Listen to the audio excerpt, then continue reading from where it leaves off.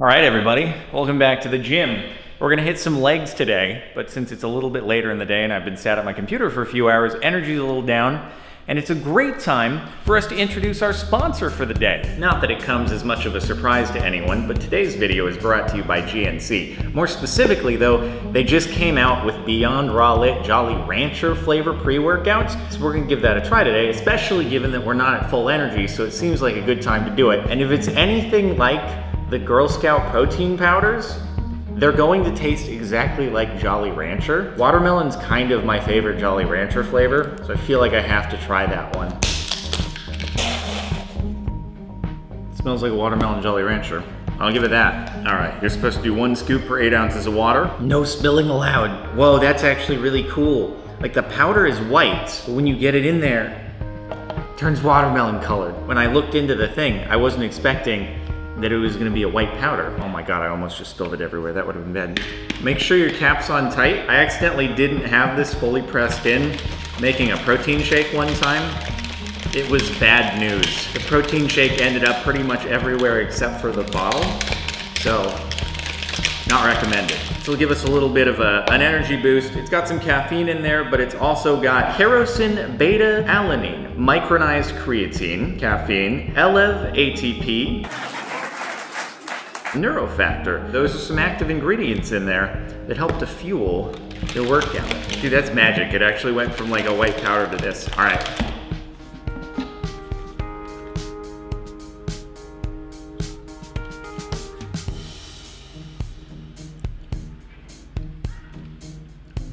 Oh, that's so tasty, dude. Like I said, first time trying it. They just came out. Like I got this before the general public. It's really good. That said, I do like really sweet things. It's very sweet, but that is delicious. Also, I should say, per serving, there's only 15 calories right there. We'll keep sipping this throughout the workout. I usually like to kind of distribute it over time rather than load it all up in just one sitting. Also, I get to prolong the flavor, and boy, is it good.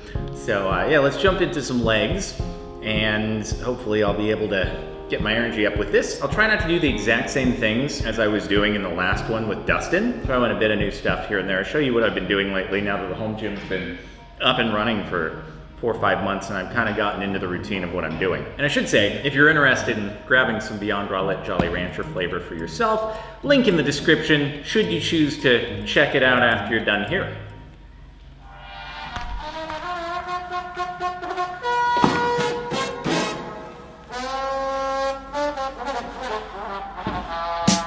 Some of you might be ashamed of me for this, but I've learned that here in my home gym, I don't actually need to re-rack my 45s off of the bar.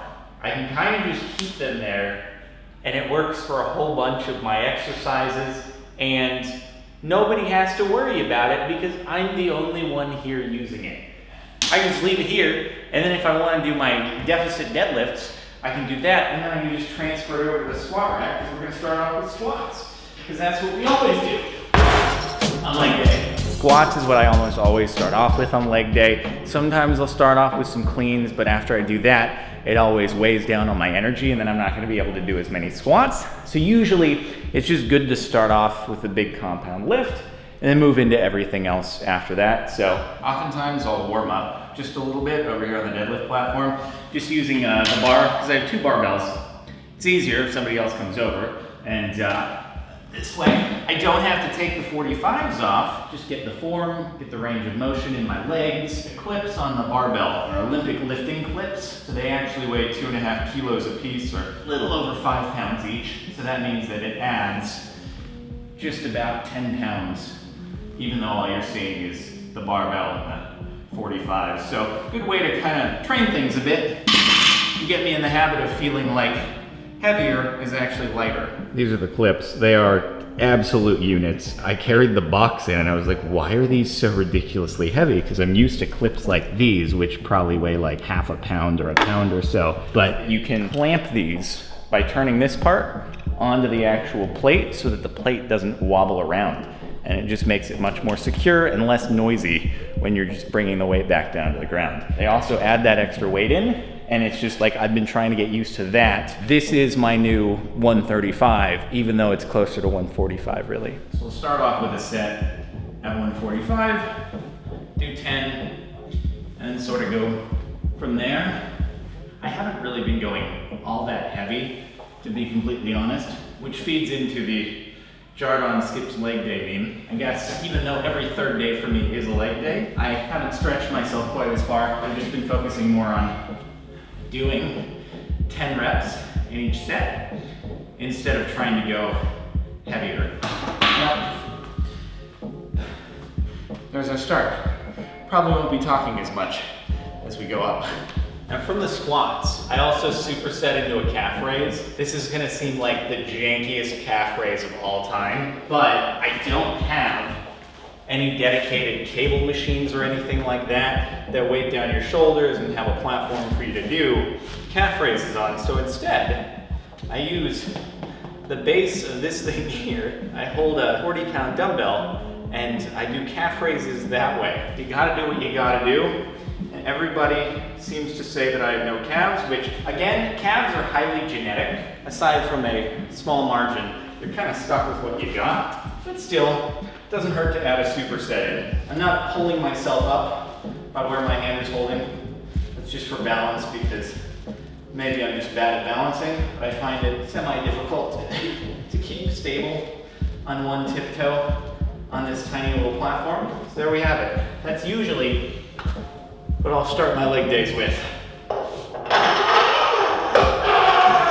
Now I'm sure all of you out there with tree trunks for legs are gonna be very disappointed in me. This is 195, and it's kind of where I've been hanging for most of my sets. I don't like stretching too far. I can do 10 here, and then I can just do sets over and over, like 4 of them at 10, then maybe I'll throw in another 25 on each side, and then bring it up to 245. And then do 5, but we're chilling. I'm not trying to get crazy gains, and I would have to eat a lot more food if I wanted to do that or risk injury. And you know, when I'm here working out alone, just want to keep it status quo. All right, less talk, more squat. Doesn't rhyme.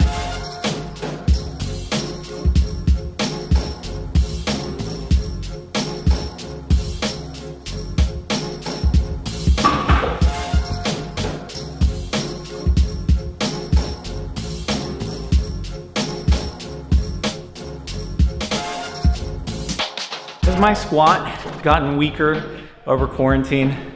Yeah, probably if I'm being honest.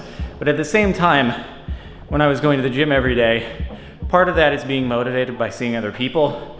But the other part is that I've also learned that I don't necessarily enjoy the groin pain that I was getting before when I was more regularly stretching myself. Also, when you think about the fact that I'm doing this every day, not squats every day, but doing some sort of workout every day, starting to think more about longevity. I don't want to hit a point where, despite good form, I've just kind of overtaxed myself and I can't do as much. Thinking about, okay, if I want to keep doing this 20 years, 30 years into the future, what's the best way to approach that? And it's not as exciting, but it's what I've been thinking about more as I do my workouts. So I'm trying not to stretch it too much. I mean, stretch my limits. Actual stretching is good to do. Just pushing the 1 rep maxes is what I'm talking about by stretching myself in that context. You probably got it. Between sets, I like doing this. My lower back is a bit of a weak point for exercises. So there are a few things in this world that feel better than getting a massage where the masseuse just like with a single point of their knuckle just jams it right into my lower back, the spinal erector muscle. Oh, it feels so good. Not that I've gotten massages in the last 6 months because of quarantine, but I literally just say, dig as hard as you possibly can into my lower back. Don't hold back. Just go. And it's so good. And then we just do it again. I know I'm not breaking any records or even hitting 50% of records, but regardless, just kind of keeping it nice and easy.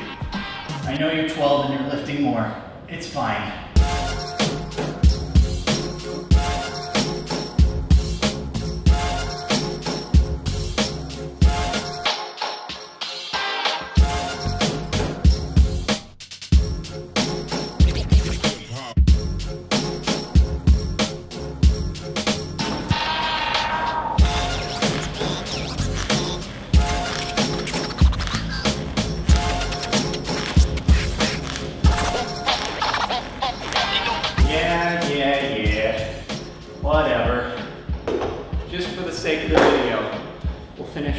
fiver at 245. Not that you haven't seen me do more in the past, but we're alone. Safety first, right? So like I said, normally I'd carry on and do more sets of 10 at 195. I'm abbreviating this for the sake of the video because otherwise it'd just be very repetitive. This would be after I've done my sets of 10 at 195. I move on up, add some 25s extra. That brings it up to 245. Remember the clip's at about 10, 11 pounds. A little bit of workout on the end after I'm already tired, just to remind myself that I can do more than 195. I just choose not to.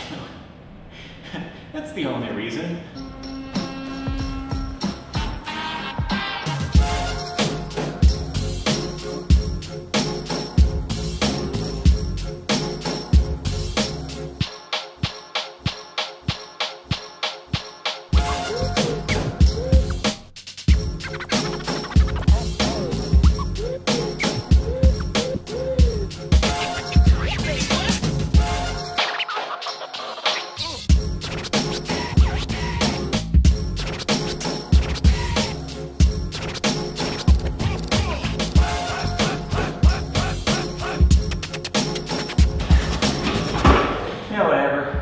I'll do 8. At the end of the day, I can bail out if I need to. So, the whole being alone isn't really an excuse. Dang it.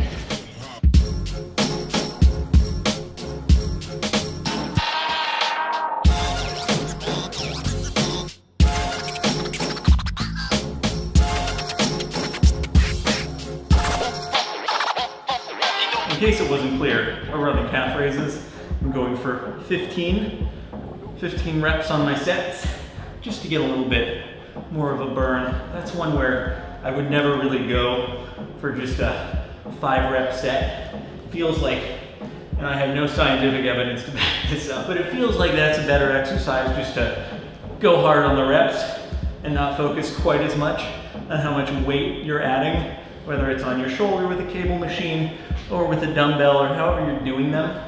Just go for more reps. Now that we've finished up squats and calf raises and we're in between workouts, I can reward myself with some more Beyond Raw Lit Jolly Rancher Watermelon pre-workout during workout. I actually found myself drinking this in between sets, and then I realized, wait a minute, I can't have all of it. I need to still capture some on camera for the brand deal. But that kind of shows that it's actually really good, and I like it. It also smells really good. Don't judge me. And I do actually feel a little bit of a boost of energy from what I had going into things before I'd consumed any of it. So it's good stuff. It's just hard to resist having it all. Next up, I might normally jump into some cleans, but because I've shown that in a previous video, the one with Dustin, I'll send it into something I haven't shown in one of these videos before, which is some deficit deadlifts, which I did yesterday. And normally I wouldn't do right after doing squats because these really get to my lower back. But I'm doing it for you, just lighter. So with these, the idea is I'm forcing myself into a greater range of motion than I would otherwise be, just doing standard deadlifts from the floor. And although I'm sure that they aren't the first to do it this way, set it up with the plates, I got this method by watching the Chinese Olympic weightlifting team, which dudes my height and weight are throwing 330 pounds over their head in the snatch, and I don't get it, but me, coming soon to an Olympic weightlifting stage near you, obviously. With these, you're getting an extra range of motion, so even if you're doing it with lighter weight, it means that you're getting more of a workout from it. It's just important, obviously, that you keep your abs tight, back straight, and watch as I'm probably not doing it up to standard.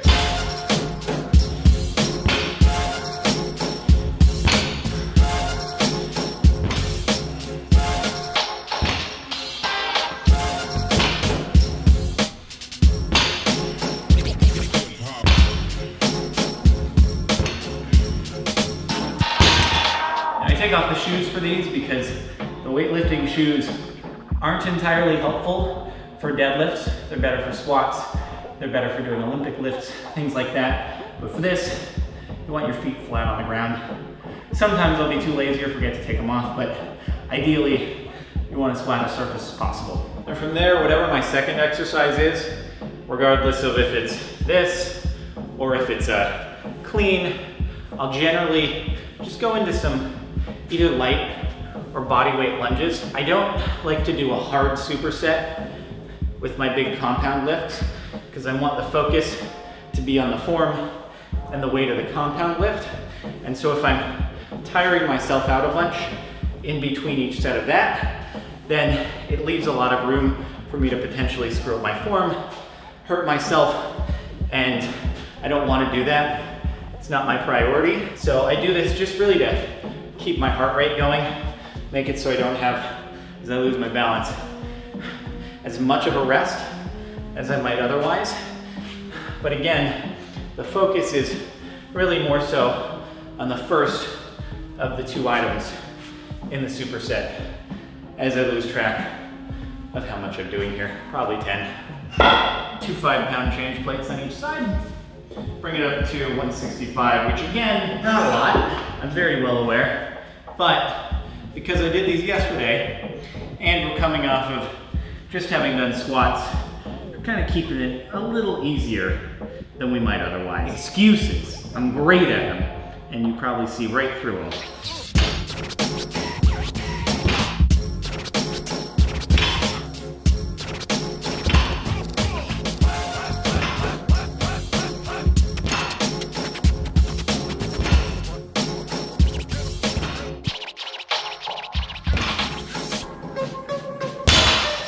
And back to the lunges. Maybe I'll add a little bit of weight.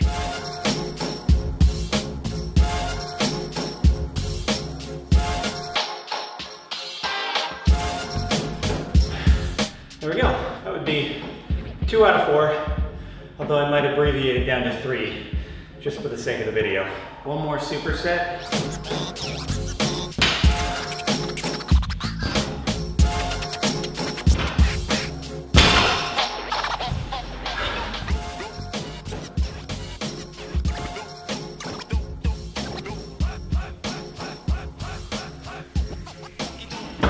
Give me this.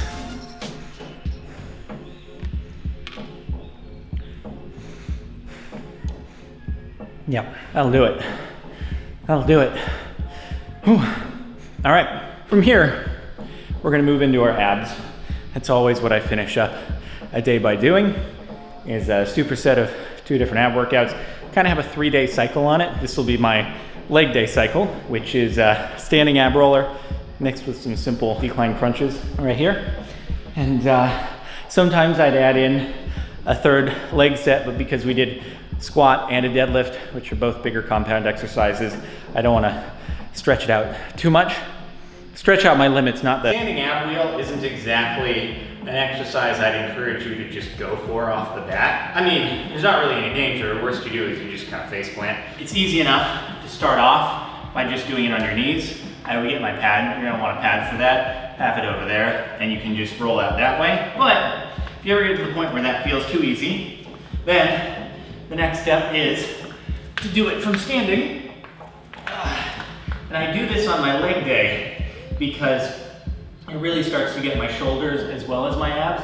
So if I've just done heavy upper body, it doesn't go too well. So because it doesn't hit my legs very hard, that's why I'll do it after a hard leg day. And I'll do sets of 8. Whew. I've tried to do these with the weight vest on. Doesn't work well. I face planted doing that. And it's really the same principle that applies to my ab superset, at least on leg day, as to the other supersets, which is because the standing ab roll out is very taxing, I kind of keep it easy with the second set. So these crunches, I just go to 12 or 15, depending upon what I'm feeling. And they're not super taxing, but it's just a little bit of extra work in between my standing ab wheel sets. And it just gives it a little bit more of a burn. Now, on another day, if this was supposed to be my taxing set, or my taxing exercise in the ab superset, I might hold a dumbbell or wear the weight vest or do something like that to make this a little bit more difficult. But because the standing ab wheel is a lot more difficult, I just keep this a little bit lighter.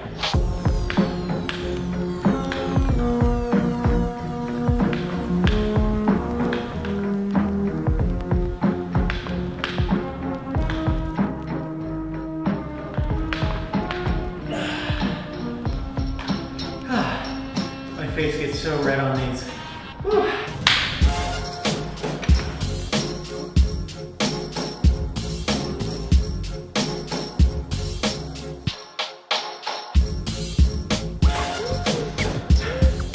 There we go. When I'm in between ab sets, because now I'm done with today's major muscle group, I might start to do a little bit of stretching. When I'm doing a leg day, usually I'll stretch with like a butterfly stretch. What I'm doing now, I'll do some hamstrings, which I'm very inflexible with. And it's interesting because I'm sure if somebody saw how awful my flexibility is, they'd be like, there's no chance in heck this guy could do any Olympic lift, a squat all the way down ATG like I usually do them. But for some reason, I've been able to sort of trick my body into doing the movements that it needs to be able to do, while also still being 100% entirely inflexible. I haven't injured myself though, but just, my stretching is absolutely terrible.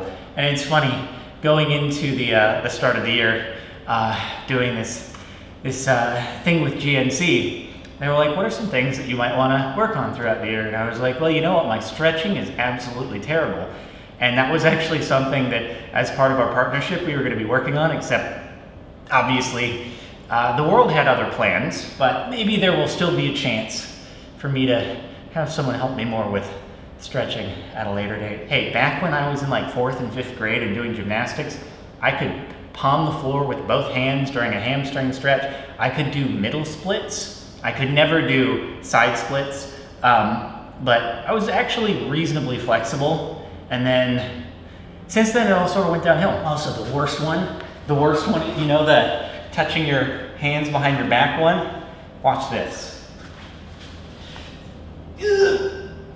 It's even worse the other direction.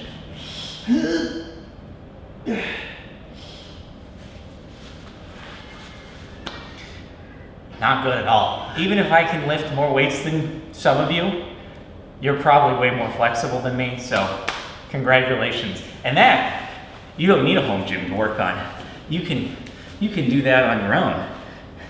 And actually, that's probably why you're better at it than me, is because you do that more than I do.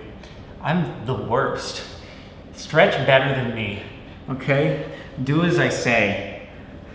Not as I do. It's terrible. I would normally be taking this more seriously and holding it for longer, but now also I'll stand up and I'll stretch out quads and I'll use the foam roller, roll out quads. You saw me doing my back, but that's the general gist of stretching after a leg day. Just one more ab wheel standing between me and deliciousness.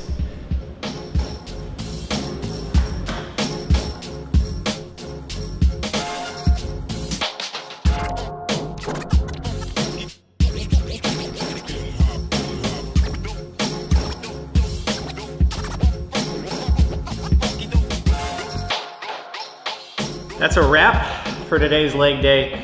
Once again, big shout out to GNC. Thanks for sponsoring this video with the Beyond Rowlett Jolly Rancher flavor pre-workouts. Check the link in the description if you're interested. It is genuinely really tasty, and it did give a little boost of energy there for the workout. So I'd say all in all, pretty great success. I'm just gonna go savor the rest of this. Anyway, hopefully maybe that was a little bit informative as to what I've been doing lately in the home gym on my leg day. Again, I'd vary things up a little bit here and there, do some cleans. I'd probably do more sets of more reps on the squats, and occasionally I'd throw in an extra superset of leg stuff depending upon if I've done heavy compounds for 2 sets or if I've only done squats. So it just depends on the arrangement there. But Yeah, it's been more about maintenance for me lately, and just trying to keep things steady and keep myself injury-free. So I get to enjoy this home gym. It's been great. I should have done it earlier, but it's just, you know, just converting your living room into a gym is, it seems like you might be making a mistake, but then I realize, you know what? I don't use my living room, and now I do actually use it. This is more of a living room than what it was before, having a couch in it. Anyway, thanks so much for watching.